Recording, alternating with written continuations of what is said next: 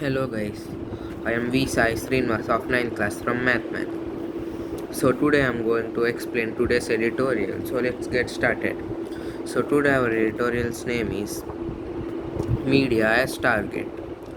There must be no room for suspicion that agencies are being used for curbing dissent. Ordinarily, searches and seizures are the legitimate starting point of an investigation done on the basis prior information. But the ED's raid in the office of independent digital news platform NewsClick and in the residence of its promoter and editor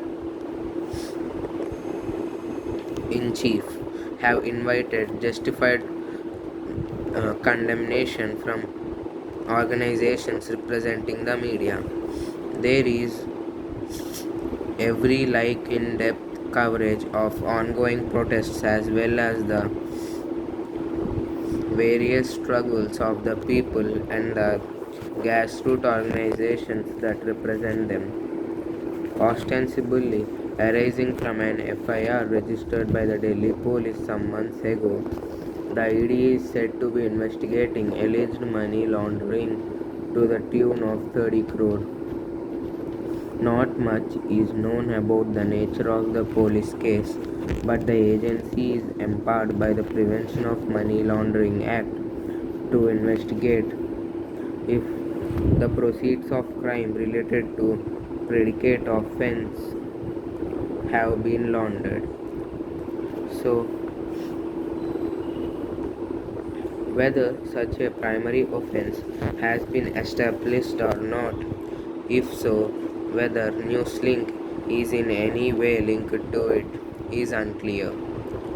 However, in the light of the manner in which the central agencies work to enter the scene to investigate both real and imaginary allegations against anyone vocally critical of the government, so it is difficult to brush aside the suspicions that the website is being targeted for its coverage of the farmers' agitation as well as last year's countrywide protests against the Citizenship Amendment Act.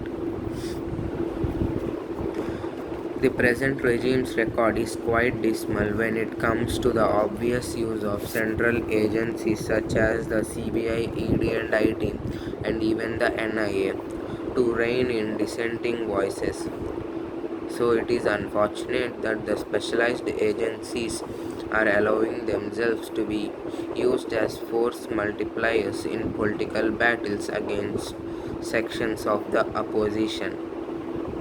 Amidst claims that there are varying kinds of conspiracies against the government and India, it is no surprise that relentless journalistic focus on protests, which are basically steps taken in pursuit of redress for public grievances, is inviting repressive action.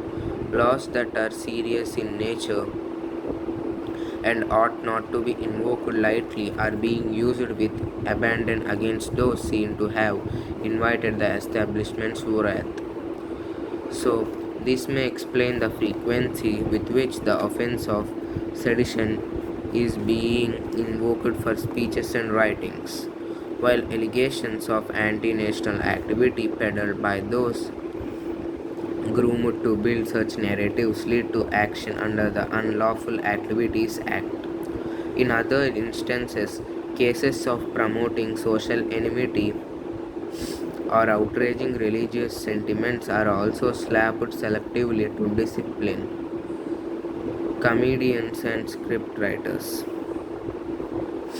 The Supreme Court's intervention has protected the prominent journalists from arrest for defamation for tweets that turned out to be incorrect.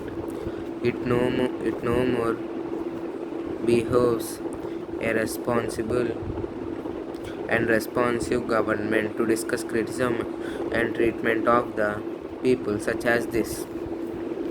So guys, that's it for today. So see you tomorrow. Thank you.